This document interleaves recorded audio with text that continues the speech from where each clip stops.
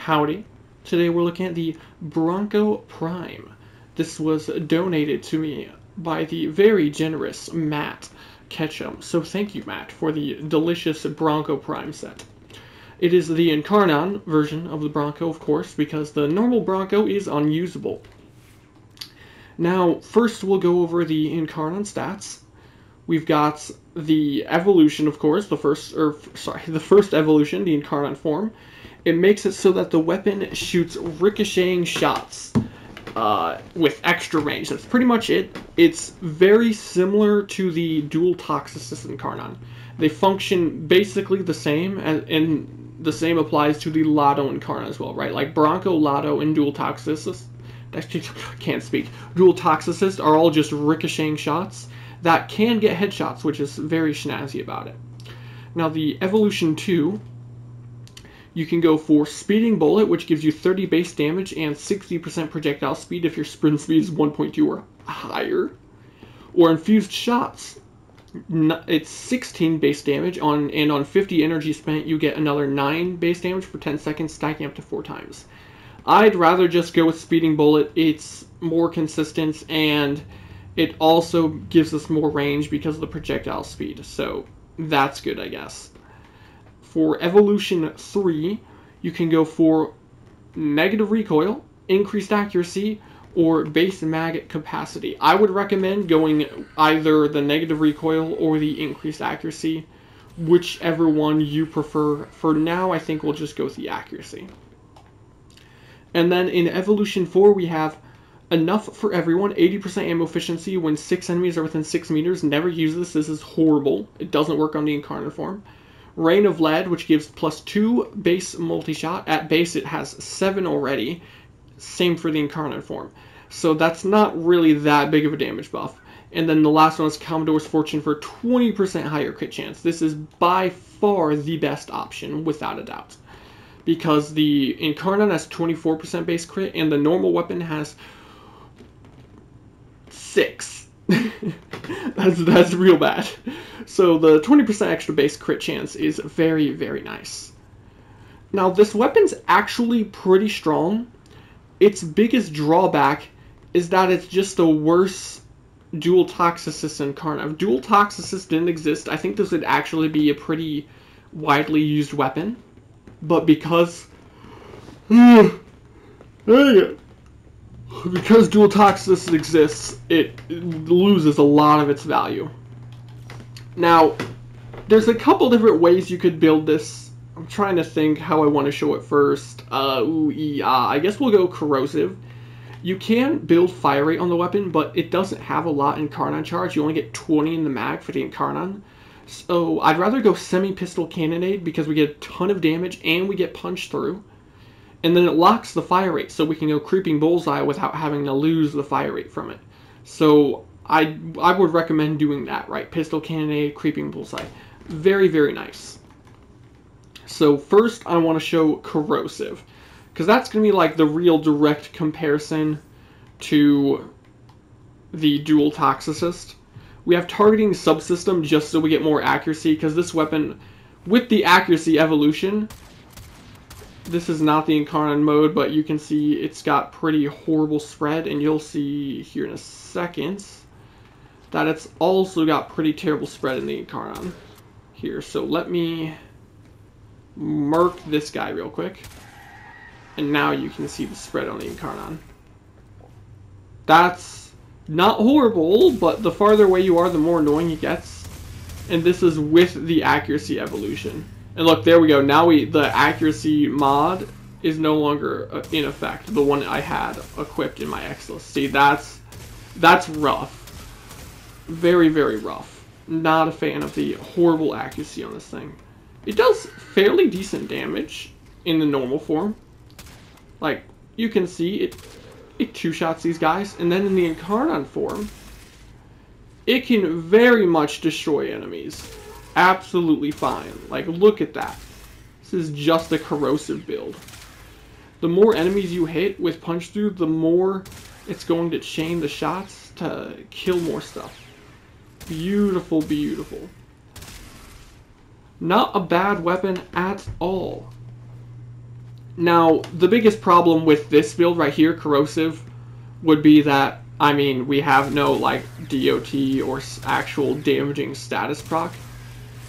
And not that that's, like, the biggest problem in the world, but not every enemy needs armor strip, and you can get armor strip from other sources pretty easily.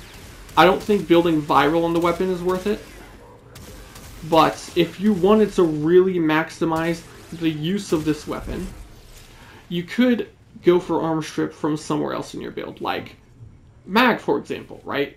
Nothing affecting our damage here, but I can cast my forge strip the enemy.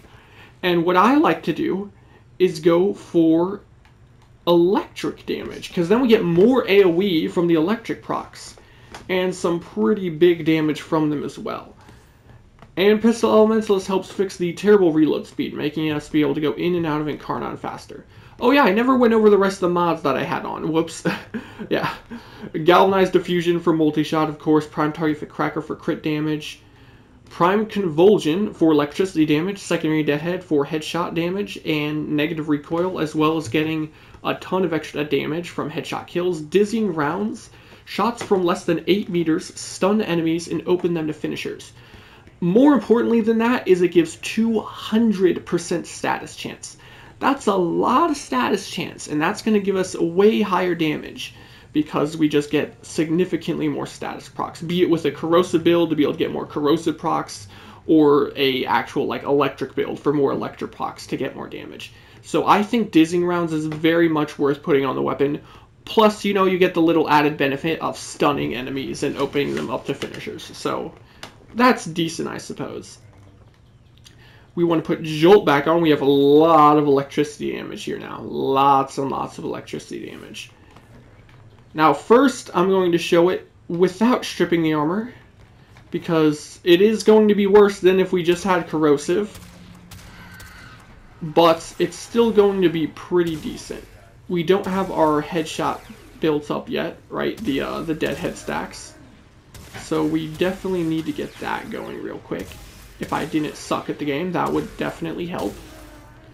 Come on, one more headshot kill. I'm so freaking bad at this. There we go. And look, it's just spread. It chains the shots around, and the electric DOT spreads everywhere.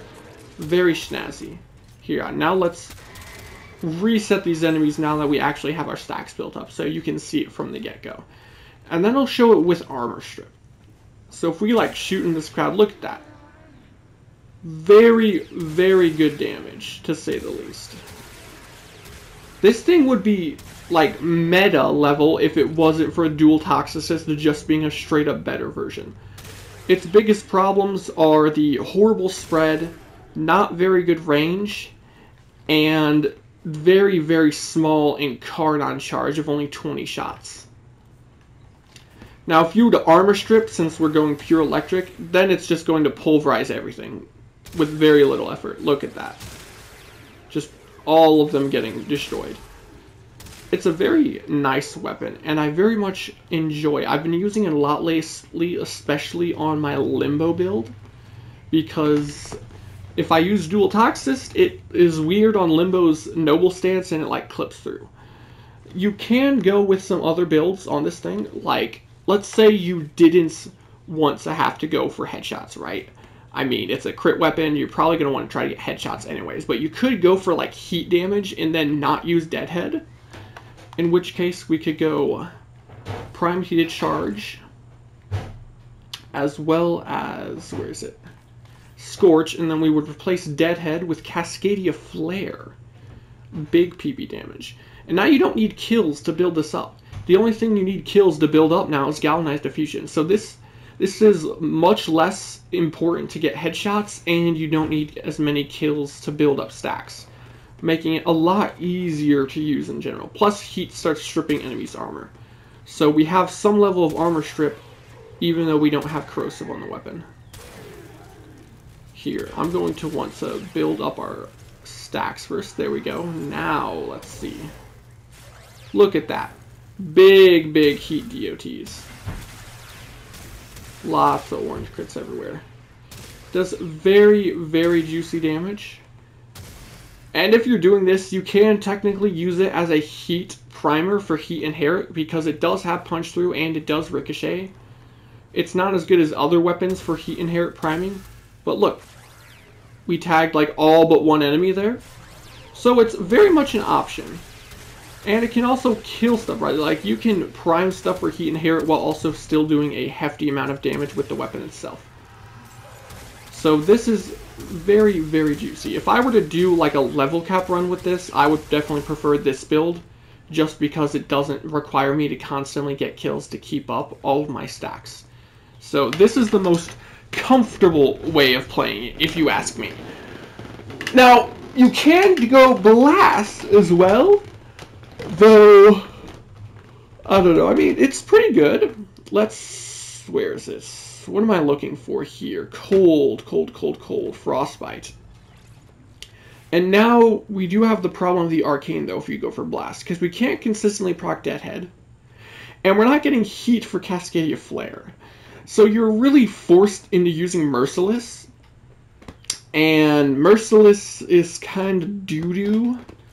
It's not horrible, but it's not incredible. I mean, you can actually go with Cascadia Empowered, though it's not going to be that great in general.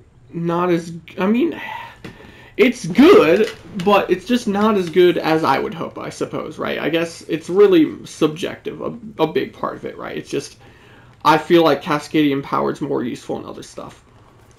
But it does work, so I'll show it off. We, of course, need to get our Incarnon charge going.